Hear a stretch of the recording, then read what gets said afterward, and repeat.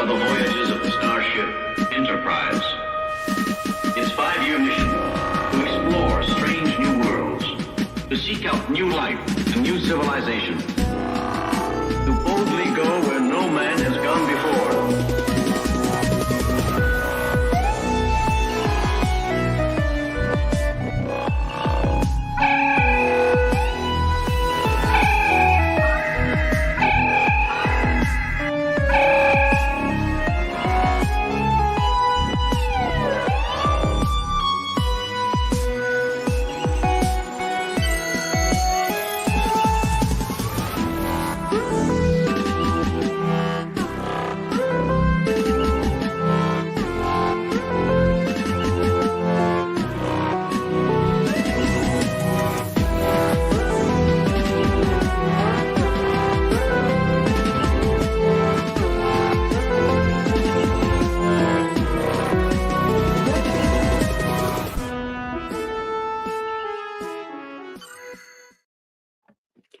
Good evening, everybody. Welcome to the landing party.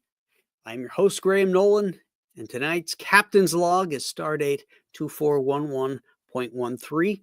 We're talking about Friday's Child. I'm always fascinated by the titles of Star Trek episodes because they always have deeper meanings. And this title comes from a poem from a 1897 magazine in which the days of the week were it was like Monday's child is blah blah blah, Tuesday's child is blah blah blah, and Friday's child is full of woe. And we'll get to that in a second. This is written by the marvelous DC Fontana, directed by Joseph Pevney, who directed last episode as well. Now, there are a lot of things that could have made this episode better for me. Starting with not rewriting the motivations of Julie Newmar's character. The message Fontana was trying to get across is that not all women are mommy material. Fontana wanted Eileen, I think that's how you pronounce it, to be ruthless and selfish, and in the end, willing to sell her child out for her own life. Just sacrifice the kid. In the original script, Eileen is unfaithful to her husband, and the child is the result of an affair. She hates the kid so much, she's willing to exchange the child to be killed by Mob, or Moab, I can't remember how they pronounce that, instead of herself. In the end, she is too conniving for her own good and is executed for adultery. Now, the staging in this episode is unusually clunky. Kirk throwing a pillow at a guard and almost completely missing him. The Klingon Cross, whose name is actually never used in the episode, they just call him the Klingon. He's stabbing a Capellan and completely missing him. It's like he rolls him over and he stabs into the ground and rolls the guy back. During the takeover sequence, there's a sword stabbing and it goes under the actor's arm on and his rib cage, the way you'd see it in a play. The sets of the Capellan encampment are clearly sets, but then the shooting in the second half of the action is all on location.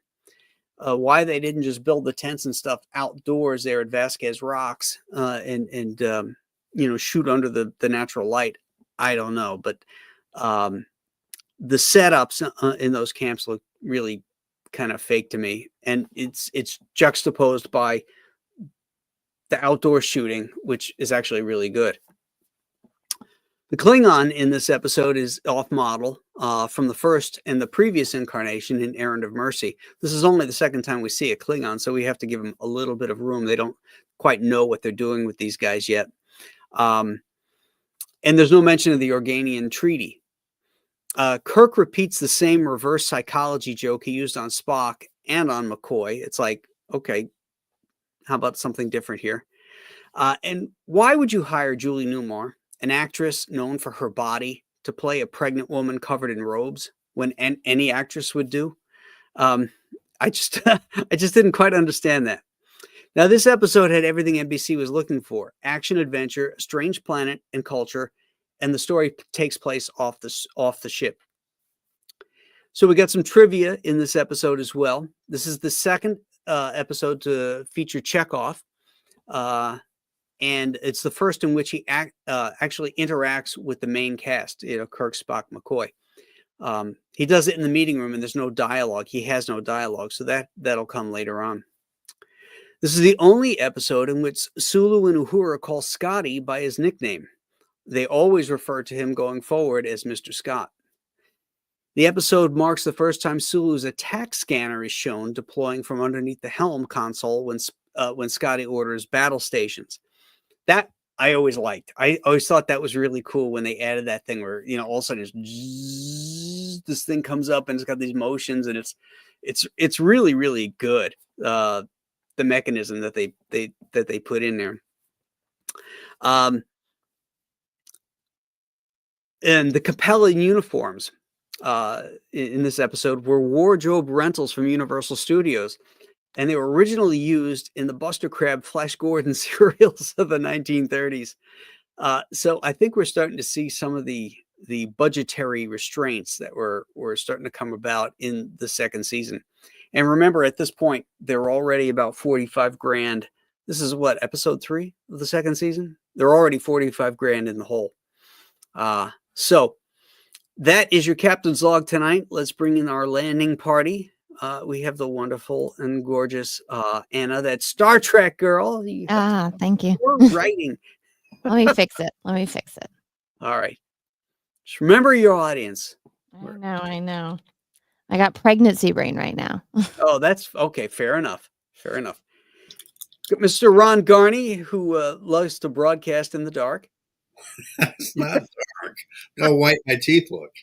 Look at that. Oh, hey, you just lit up the room. What happened to my avatar where it says Ron Garney? It's supposed to have the swear word things.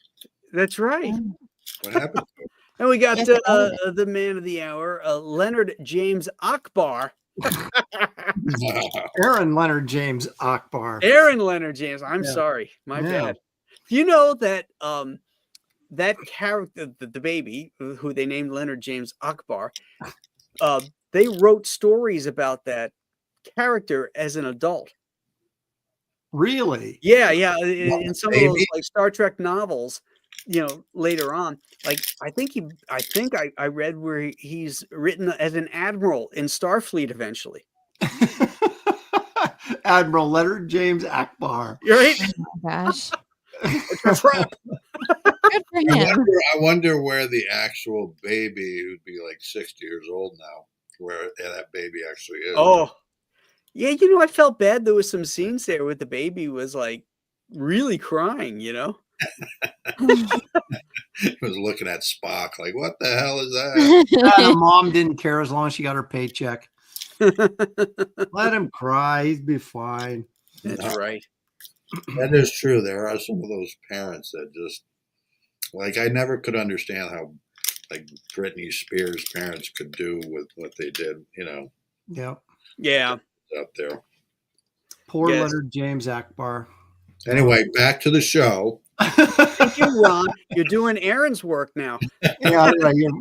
Your cat wrangling. Aaron's the cat wrangler. Yeah. Graham texted me the other day. He's like, we really have a habit of getting off topic. I'm like, I hear you. Well, you got the MF that I put in there too. You know what I like to say about this episode? Well, at least it's not Metamorphosis. So, that's my starting point with this one. Wow. Okay. So, Aaron, you like this episode better than Metamorphosis? Yes. How is that even a choice? Oh my God. I'm with you, Ron. Anna's with me. Yeah, me and Aaron are on the same team with this. There we go. There we go. See, I'm not alone. Wow. We're like the country right now. I would say half this. There we go. Oh, okay. Now I see how it is. I would say, honestly, I'd say half this episode was really good, and the other half was kind of, Like I like your point about, I laughed and you said, Kirk threw the pillow at the guy. That was a good thing. Yeah. He's fluffing it, Spock walks behind the guard, and they're just sitting there. And then during the fight, one of the fights that were in the tents, it's like, Bones doesn't know what to do. D. Kelly is standing there with the guard standing there, and nobody's doing anything. He's not like under any restraint or anything. He's just like standing there waiting for the director to yell cut. It's so beyond bad, that episode. Yeah, it really is. I mean, I can't It's get past entertaining, though. Klingon I guy. know He the fun just looks episode. like- You guys are too grumpy, man. It's like you were saying about the guy looking like he was from Mod Squad. I can't get that out of my head. yeah, that's because he Listen. was from Mod Squad. They're tribal he was, yeah. barbarians. He was Yeah. the boss or something, wasn't he? But Or- you know, or the detective. Klingons were Yeah, he was the supposed. I mean, chief. these Capellans with this warrior mentality are really what the Klingons are supposed to be. And the Klingons, like a complete pussy. He's like a little weasel, you know, like he's trying to get in his ear and tell you, oh, you know, the Federation's bad and we're so much better. And yet when they go on the march, you know, there's these Capellans, you know, these big Capellans, they come to march, and the Klingon comes up, yeah. He's like all out of breath, and you know, like he's out of shape and everything. It's like, dude, what is your He's the post Klingon World War II Yeah. generation. Like he's the generation. What is it? Generation Z or something? Klingon Generation Z. Yeah, he wasn't as formidable as what was the guy from Errand of Mercy? I can't think of the. He was a low test T Klingon. Yeah, exactly. That's why he's kind of in this ambassador role, sent out to this little planet, like to get rid Yeah, of him. like you know what I would pay to see is him versus the Trelane Klingon. Oh, in From Trouble the with Tribbles. yeah. Yeah. Yep. I think the two best Klingons were the first one, Kor, Yeah. played by John Colicos, and Yep. then Kang in the third Yes. season.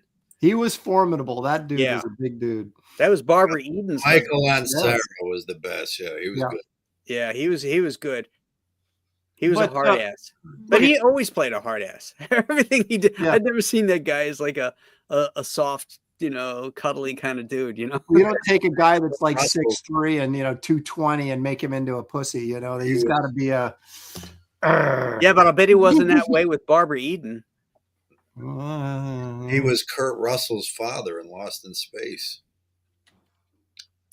There was But I the just kid in- pulled that one out. I'm surprised you guys with that one.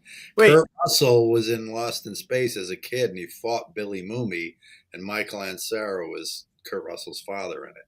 that he vaguely sounds familiar. Played very much like the Klingon. You know, everything was about fighting, and you know. Were they Earthlings? No, they were aliens. Oh, okay. An alien dad and his kid, and Kurt Russell challenged Billy Mooney to a fight and basically called him a pussy. And so, you know, they had to actually fight. And Right. Billy Mooney somehow comes out on top, even though he's half the size of Kurt Russell. Yeah, really. I mean, Kurt Russell was older. He's probably 9 in it, whereas Billy Mooney looks like he's 7 or so. I But have to Yeah. go back and look at that episode. I don't remember that, but yeah, pull that one up, Anna. That's what you're just sitting there What? itching your arms. Oh, no, wait a minute. What's the episode number? Hang on a second. Wait a second. I am fascinated by your outfit, Anna. Is that some sort of like hold the baby in jumpsuit you're wearing, or what's going Like No, on? just it's Green like a Acres. romper. So, Okay. Yeah, it's like overalls, but Look they're at that. Wait, comfy. turn sideways towards your left shoulder. Your left Yeah, I shoulder. know I'm fat. I'm fat, No, guys. your heart, you're not really showing that much. You just What are look you like you're- talking about? I don't look like this normally. You know what's weird is that the more pregnant you get, the shorter you become. You just look Yeah. Well, that's because I You're- stand up. Compressing. like you're 5 feet tall. Well, it's the camera angle. Mhm. Have you thought of Leonard James Akbar? For Yeah. a girl? No. Lenora Jeanette Lenora. Akbar? Oh my god. Was That's it Laura no. Jamie Akbar. Robinson in the Dad had to fight. I thought it was the kid. Look, you guys are missing the best parts of this episode. Like McCoy slapping her. It was awesome. That was And good. Yeah. and then and the whole thing, with him trying to get her to like the baby, and she doesn't. And then Kirk and McCoy using their communicators to put out sonic waves to make the cliffs collapse. and making a bow and arrow. And come on, this Well, is like, I have to say, my favorite line is one of us got to get that Klingon. And, yeah. and Spock says, "Revenge, Captain." And he looks at him and he goes, "Why not?" Yeah. Exactly. Why not? I love that. He Yeah. really hates Klingons, and he's like, Yeah. "Why not?" Uh-oh. Graham's giving it an extra point and his rating Yeah. See, just came it's up. like, honestly, dude, it's like 2 episodes. It's like the starting, which is kind of slow and dumb, and then you get when they're hiding up in the rocks, and it actually is pretty good when they're marching on them. And I thought, you see, that's the part. Did you see the part where in the back rocks where DeSalle was making out with the Klingon? I was like, "Go DeSalle, Yeah. go, my Yeah, he man!" made him navy beans for a blow. That's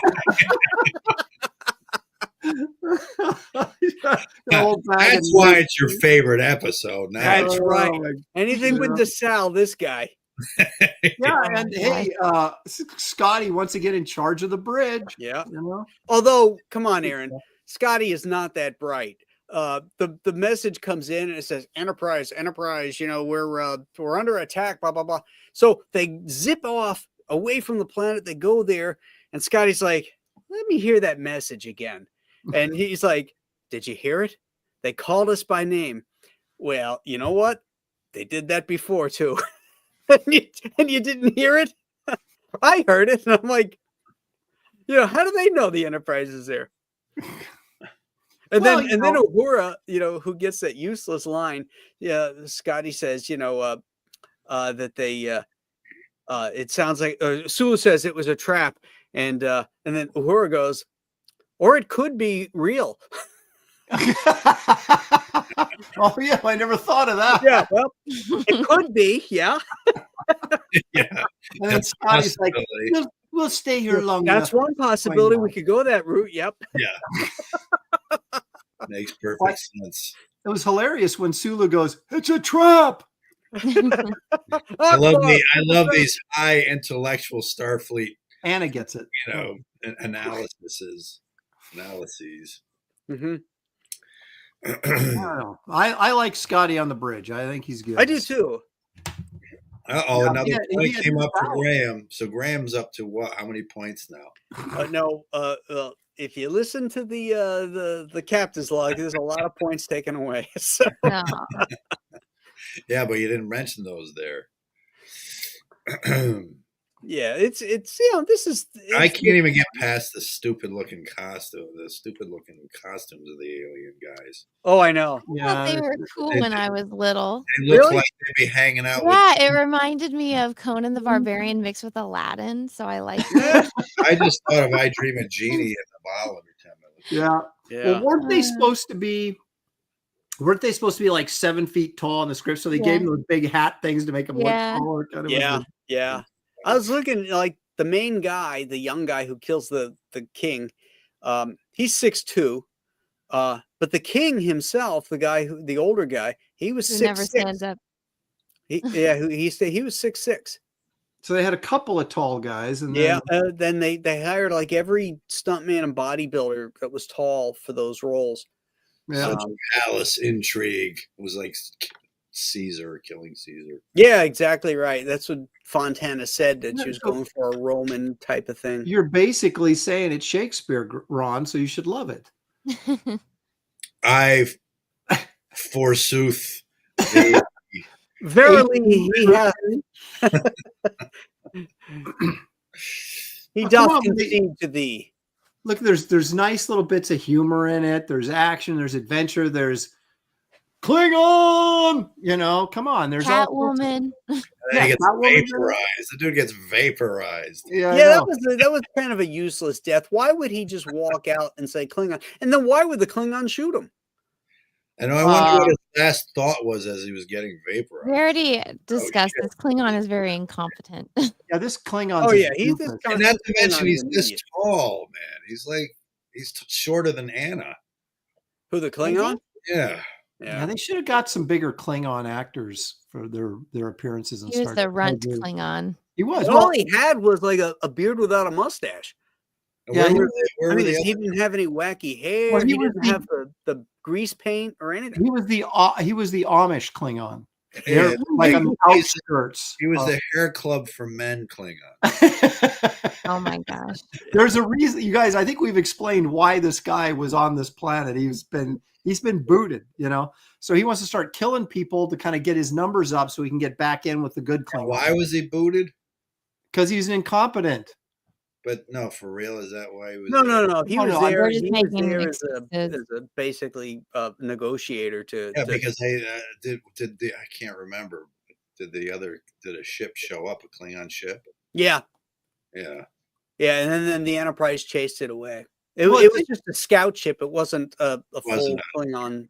Right. Well, it is kind of interesting that the Klingons would be negotiating instead of just trying to take the planet, right? To send an ambassador there. Well, probably because Right. they knew they was a warrior. Well, they did that in the Errand of Mercy too. They sent them down to occupy Right. That's Right. why would Why? they- Why didn't they do that with these guys? Right. That would because be the, my. the big ship hadn't gotten there. It was just the scout ship. because they weren't Yeah, that's true. pacifists. They didn't have a need to kill. Well, they didn't know if maybe- they had anything they maybe because wanted. of the right? Organian Treaty, they didn't want to do that because all of a sudden all their shit wouldn't work again. It's true. The Organians might show up again and get all pissy with them. So that's a good point. Didn't we tell you? not Yeah, to go to yeah, war? that actually would be an interesting point to have made for that. Yeah. They didn't listen later. Yeah. No. Well, it's true. Christopher Lloyd certainly didn't listen. No, he No. wasn't on board with the Organian Yeah. peace treaty. Neither at did all. Kang. No, that's right. Neither did know? Christopher Plummer. I give 2 minutes for you and your valiant. Brilliant crew. That was the worst. I mean, coming right off Taxi, they throw him in there, and you're just like, God, I just was remember terrible. watching like, what? Wait, is that who I think it is? yeah, is that Jim from Taxi? What? He actually did a good job though. He pulled it off. He Well, did. he did, but the baggage is still there from the other stuff, and he's like, I couldn't separate it, and that was the mistake. It's like I think he wanted. I've had enough of you. Yeah, and then he stops to look around for a second, like, and then he gets up and goes. Freaking acting, Shatner acting. Well, Acting. that's when they started. Shackning. That's when they started losing control of Shatner in the movies. Was 3, and it just progressively got worse. And then what's his face in 6 was able to No. reel him back in a little bit. Dude, the most embarrassing scene is Khan. Well, they That is just No, it's a not. cringe scene. okay. to me. Hang on a second. I- but It's that one is, of the reasons I dislike the movie that puts the movie at a lower level for me is that one scene. Why? but Because the way he delivers it. It's The so way- it's so cringy. the hey, wait a minute. Because the way his entire- face is going, like he's trying to be angry. You mean? Yeah. But the entire film, he's under control. Who do you think did that Oh, that's better, true. Zachary Quinto or Shatner? Shatner. Wow. Zachary Shatner. Quinto is not even. Yeah, he's not But even. on the list. my point is Zachary Quinto did the same thing. He yelled Khan like that. Yeah, well, it was bad in the script that Shatner did it in, and it's bad in the Quinto one too. It's just it was just a over the top reaction that Kirk would. I don't see the Captain Kirk of the original series doing anything like that, saying anything like that. Well, I would agree, but I'm not going to let one little 2-second moment that's actually now considered a classic moment ruin the entire film for me. Yeah, I think I might. I tend to agree with that. You know what? I think Captain Shatner heard your critique of this, and that's why he treated Ron so poorly. Yeah, I think Graham, so. it's your fault. It's your fault. Like, Hey, I'm- Rick, I- 1662. Kirk What? knew he wasn't trapped in the cave at that point. This I was Kirk set himself up. He knew he wasn't trapped, so there was no reason for him to go over the top that way. It just, Yeah. I've never seen Captain Kirk get that angry. That's the thing. Okay, I'll give you. He never let Khan get to him. Yeah, and Kirk knew when he was on the planetoid there that he had already set things up with Spock. And then eventually he goes, I don't like to lose, and he bites into the apple. So he had already set everything up. Yeah, and like a chess the player. more you come at somebody, I mean, all Khan ever kept doing was giving Kirk more and more power, by being so angry and revengeful, and it just Right. gives he would have been smart had he done what his underling or kid said there. If it was Right. Yeah. he just left, Yeah. he would have won. Leave him stranded there, Yeah, he would have won. But he wanted his revenge, guys. As a bad guy. You guys know revenge is a dish best served cold. It's the Ahab and the white whale syndrome. In space. Greatest movie ever. There's a couple of those Ricardo lines that are just amazing. That one, and he says, "I want to hurt you. I want to go on hurting you." I like the way your eyes are closed. Yeah. Well, that's what he does. He's like, I know. He didn't actually do that. It's not, your interpretation is hilarious. Yeah. Hey, don't you criticize my acting. I'm not. I am a method actor, Ron. I'm I wish to go on. Yes. So getting back to Ron! Didn't you guys like the part, getting back to our episode, didn't you guys like the part where they had the baby and they tried to give it to Spock and he's like, doesn't want anything to do with it? Oh, yeah, that was good. Spock's probably the last person you would hand your baby to. I know, but don't you think McCoy was doing it just to needle him? It's like, yeah, come on, Spock, you doing it. And Spock's like, eh. And then on the bridge, like Kirk tells Spock that the kid is McCoy's, and he goes, "Well, that should prove interesting." Yeah. Well, when he says, "McCoy, come and take our child." Or yes, and our child. Like, what's funny about that is when I was young, that always confused me, that line, because I was always like, would Kirk be that stupid to think that McCoy actually had sex with this woman? Because that's 9 months prior. our child, like he has to explain that somehow. Like, well, but McCoy was on that planet earlier. Yeah, years before. 9 months. Did he say not 9 months before? I thought it was Kirk just being, what the heck went on in that cave while we were out killing Klingons? That this they have babies in 20 minutes there on that point. Maybe the gestation period for this alien is 9 years. So he was there 9 years earlier? Yeah. Yeah. I don't know. What is it, John Carter, where they lay an egg once every 12 years? Yeah. It takes 12 years to hatch the egg. Yeah. I don't know. I like the whole baby stuff. I love the McCoy having to deal with what's her face, Catwoman, and then like I said, the second half of this episode I really, really like. The first half, but the second half I really like. It's fun and it moves. There's action. There's humor. Mm-hmm. Then of course you have the great police squad ending, right? Where on the bridge when they tell Spock. The name of the baby is, and Spock's like, I think you're going to be insufferable. What does he say exactly? Insufferable, yeah. Insufferable for 6 months or something like that. And they're all like, ha, ha, ha, ha, and the monkey runs around in the background and someone's pouring coffee in it. But the second half of this episode is great. So you just got to balance it out with a weaker first half. Thank you, SDA. Appreciate that. It's nice. Anyway, let's pull it up. Oh, little love for Ron. I love your work too, Ron. We're all just top over here. You know what's funny? They actually talked about your book on Joe Rogan on one of the episodes I just watched. Oh, with Graham Hancock. Yeah. Yeah, I saw that. I actually thought about that. I thought maybe I would send him a copy of it. Maybe I still will. Which one? Yeah. What book is that, Ron? Berserker. Because Keanu reached out to Graham Hancock. You know who he is, right? No. He's an anthropological scientist or history. He has that show on Netflix, The Ancient Apocalypse. Yeah. Oh, okay. And so he reached out to him to get some, to make some legit observations in Berserker about the past and these certain tribes and everything.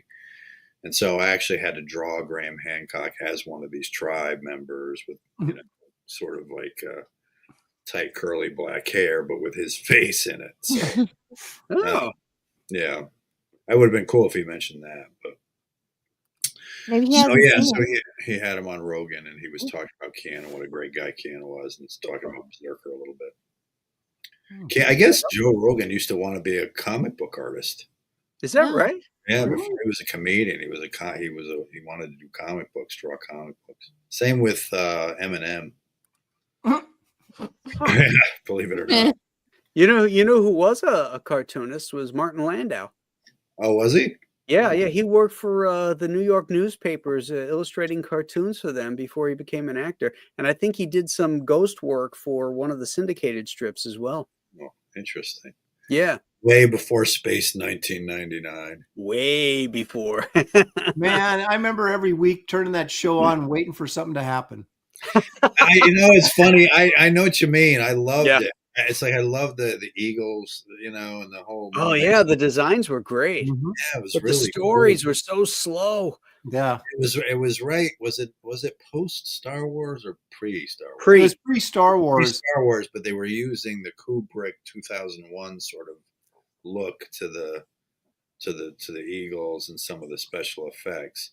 And you had what? You had Barbara Bain, was it, and his wife, and Martin Landau, fresh off of Mission Impossible, right into space in 1994. Which was the sister show of Star Trek. Yeah, it was a little hokey, but it was enjoyable here and there. That was supposed to be a spin-off of UFO. Was it? Yeah. That was pretty cool too, but again, you never saw I always wanted to see the UFO. You see it once in a while, just sitting there on a like and that was, you never saw the aliens. Yeah, but they had cool stuff. They got the underwater things and the moon base things, but again, nothing happened. It took forever for anything to happen in these shows. Man, if it gave it to us, we would have done such a good job making. Oh yeah. I remember watching those shows as a kid just because they were sci-fi, alien, whatever. And you're just, like you said, you're just sitting there waiting and nothing ever really happened, but you're always hopeful that something cool was going to happen. By the way, did you see today in Congress, the UFO thing? It was today. They had all day long. It was, they were holding hearings on UFOs and UAPs and all that. Oh, yeah? Yeah. So what are they trying to distract from is my question. That's right. They only bring that up when there's something shady. Trump was going to the White House to meet Biden. I was wondering about that. Maybe that's what. Oh, is it to distract from the no tea for the first ladies? Yeah. Well, let's say a special prayer for our pal Billy Tucci, because he's been really in a funk. There he is. Ever since Tuesday. Billy, I was just telling him about our thread. Yeah, his gal didn't win, so Billy's sad. Look at Billy in that picture. He's too bad. He's going to be posting an Instagram of him crying here. It's just terrible. It's a little TikTok really video melting down. Yeah. You want to know? Oh, is he going to shave his head and get a blue bracelet too? And vow not to have sex with any men. That's right. For 4 years. Yeah, I love those pictures of those women. It's like that's not a problem. Yeah, it's like, oh, Jabba the Hutt's going on a sex strike. Yeah, that was so awful. Hey, Billy, that's me. Oh my gosh! Look at the hair. Wow, are you a ginger? And you had a beard then too. Yeah. Me and Billy should start our own TV show. Mm-hmm. So back to the show. Ron Cat Wrangler Garney. Who is this man? Oh, Are you saying I'm the only one who drags? He's making up for last week. Well, I promise. You started all the time. So, let's give it some ratings here. What do you think, Ron?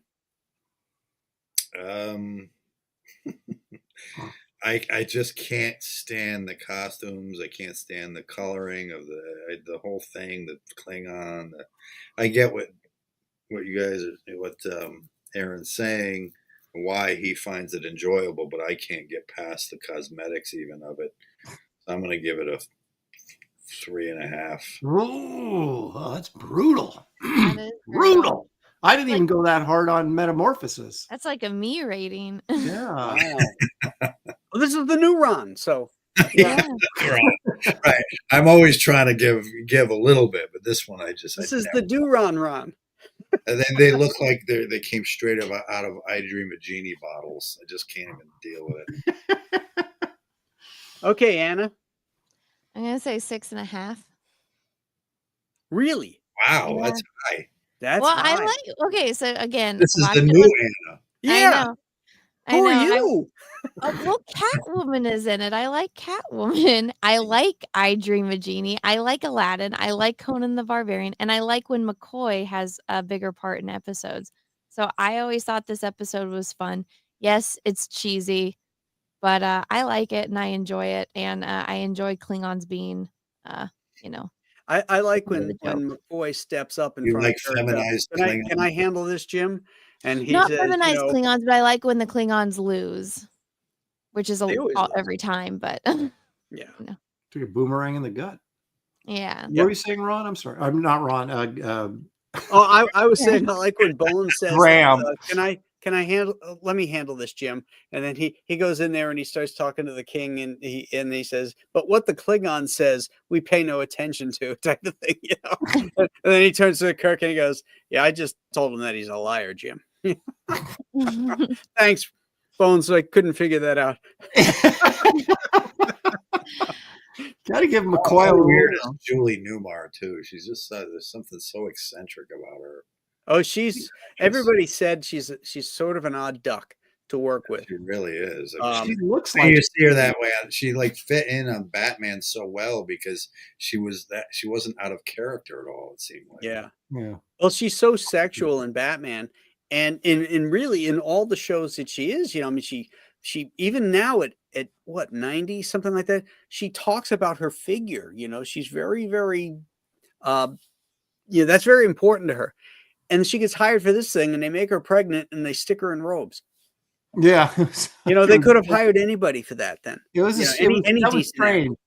That was, I mean, I didn't know any better when I was a kid when I saw the episode, you know, but knowing now what I know about her, I agree with you. That is really odd casting for, you know, you basically take a sex pot and then just cover her in robes and make her pregnant. It's just her like, face is still pretty. it is. Yeah, but you could have hired any pretty actress. There's a lot of pretty actors.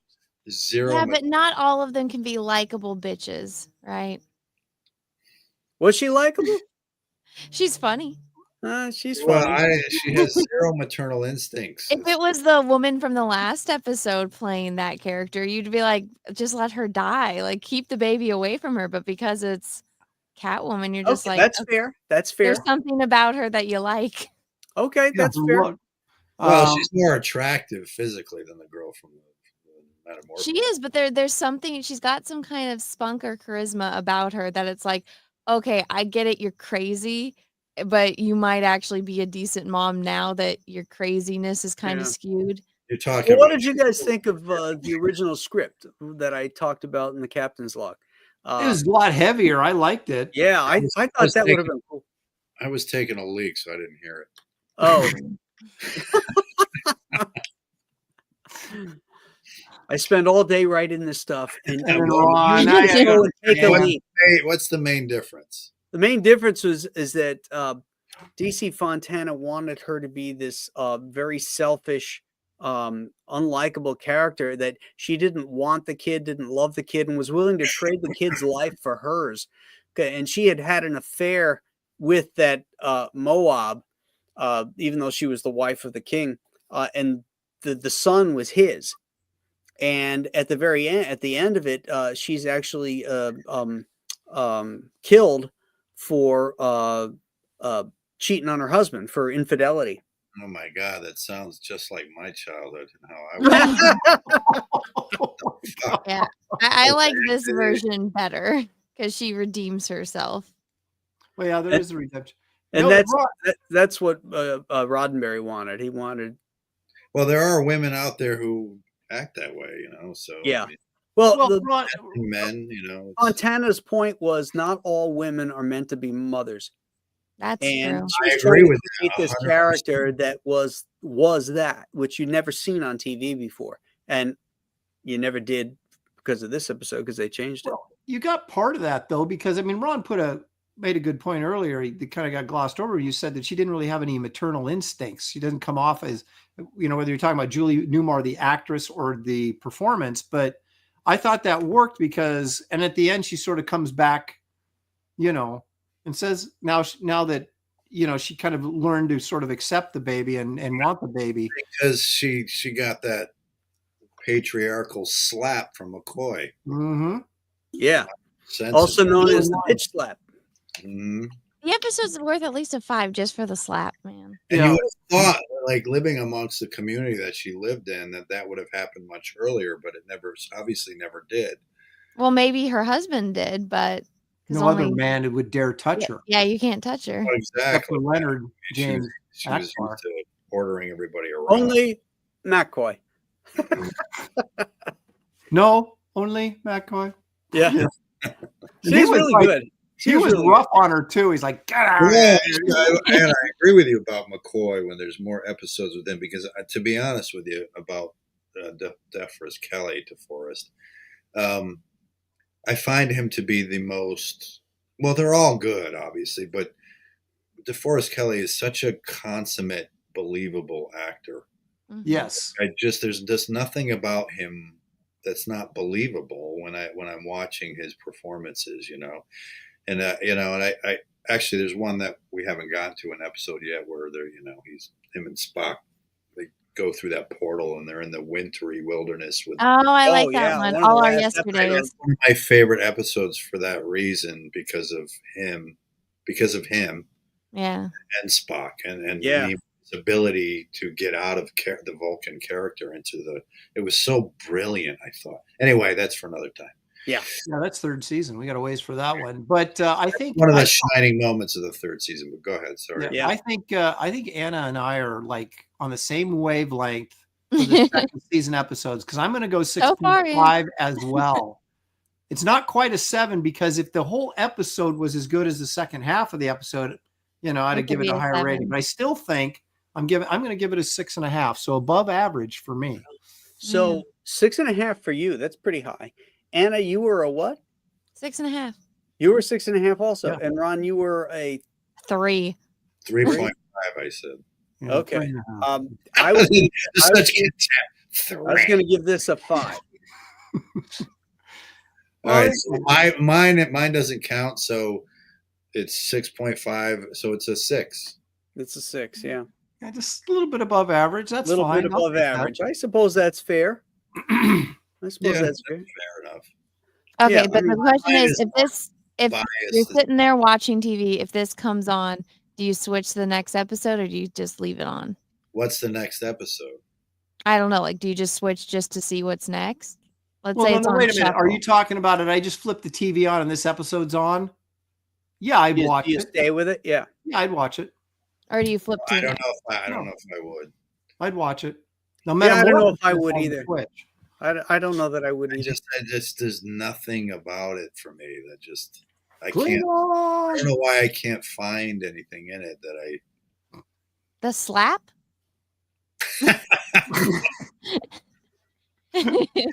What are you trying to say, Anna? It's funny. It's unexpected. You know what? I will acquiesce your point about McCoy. I agree with that. So that is some redeeming value for me. Okay. All right. There we have it. So next week we have Who Mourns for Adonis. Oh, cool. That's one of my favorites. Really? Oh, yeah. I like it. Ron likes the romance. Next week will be interesting. Romantic episode. You don't know why I like it yet, Aaron. So all I'm saying is every time there's a girl romance episode, you like it. It's a Scotty romance too. It doesn't happen very often. Okay, did Sure. you guys Scotty. notice this? I saw a meme of it and I was like, I never noticed this growing up. And then I went back and I looked and now I can't unsee it. But Hey, Squibs, why don't you make me shut up? they put makeup on Apollo's nipples to make it blend in with the rest of his chest. Is that right? Yeah. Okay, we're all right. So folks, now when we you gotta look for rewatch that. it, you're not going to be able to unsee it. We're gonna have to watch that. I never noticed that. They Yeah, put it's makeup weird. on nipples, huh? Well, that's certainly something to consider in my assessment. I don't know if there's any law. I wasn't alive back then. If you couldn't show nips on TV, even Yeah, if it but, was a but boy. Kirk in the first season had his shirt off a bunch of times, and I don't remember them doing that to his nips. Yeah, I don't remember either. Oh But yeah, they definitely did it to him, and like the one with what was that? Plato's did stepchildren. he have like a spray tan on though? Well, Plato's. Oh, Plato's. Okay, I know the one you're talking about. Yeah, Well, One he of took the his shirt worst off in episodes Charlie ever. X, didn't he? He had his shirt off in Charlie X. Oh yeah, yeah. With his Oh, little you girl. will, you Squibs. Someday, okay. I'll hold you to that. They Hopefully you're not being give serious. you Star Trek Continues web episodes. Where is Squibs? I don't see it. It's right underneath Squid, the one you have highlighted. I will, Ron, someday. Oh, LOL. Okay. John Edgar asks, will we be reviewing Star Trek Continues web episodes? Probably not. They're not canon. We got a lot to go through. We got our 3 seasons here. We got the animated series. We got movies. We got a lot. So I don't think we'll all live long enough to do all that. So Speak for yourself. Yeah. well, Anna will. Anna will. Right. Anna's the young one. She'll be around long after we're gone. She'll be lamenting us, going, "I remember I used to do a show with those old Us old guys. Now We're they're gonna be all like, dead." Who mourns for Adonis is next week, and Metamorphosis. This is sandwiched between Metamorphosis and Who Mourns for Adonis. right. Interesting. You know what's fun to watch too in the second season is William Shatner's Waistline. Yeah. Yeah. Yeah, I know. Well, by the third season, he's got that girdle. He's no longer a starving actor because he's got regular paycheck. Well, he's going through divorce, actually, and that You would think he would lose weight from that. maybe he Ate his had stress feelings? eating. Stress eating. He ate his feelings. Wasn't Yeah. he going through a divorce then or something? Yeah. Yeah, because by the end of when the show got canceled, he was living in his camper. Oh, that's right. Oh. Yeah, he was. And he had a little motorcycle or something. He was living in a van down by the river. And didn't he say there was a story where he was living there like a college or something? People were coming up to him, like some of the students. I seem to remember something about that. I remember him saying that he was, after Star Trek, he was living like on Hollywood Boulevard, just in a parked car or a bus or something he had, like a minivan or something. Yeah. He had like a little camper. Yeah. And he was living on Hollywood Boulevard on the taking, little He came a long way from the camper to the little curtained off place at the convention center. Little 10 by 10 room with one single little. Well, when did he that was the problem, Ron. He was flashing back to like maybe when some homeless dude in Ventura Boulevard walked into his camper. You have no idea. And you were the guy. God, Jesus, I'm so glad he left. No. Because I was marching down there to fucking jack him up. I was so pissed the next day. Oh, really? And I talked to the promoter had to talk me out of it. Like, no, don't. He's gone. He's leaving. He's gone. And then they gave me some moonshine, calm me down. How'd that I was work? gonna say, did you have the moonshine before you went after Shatner? Oh, good. Actually, it was nice. We all did a toast in the back. That's cool. It was fun. Yeah. All right, gang. Thanks everybody in the chat for showing up for the landing party. Next week, you have your marching orders. We're going to be doing what I say. Who mourns for Adonis? Will it be me? Will it be Ron? Will it be Aaron? Will it be Anna? I don't know if anybody's going to mourn for Adonis next week, but maybe it'll be you. Hey, we timed this one good tonight. Yeah. Yeah. Bringing it back. See, Yep. Look at what happens with a little restraint. Isn't that a wonderful thing? When I don't think we did any less than we normally do. Okay. All right. Fair enough. The cat wrangler, things move quickly. Yeah. Yeah. We went on a few other tangents, but it's all right. People expect that. So have a great night, everybody. We will see you next time.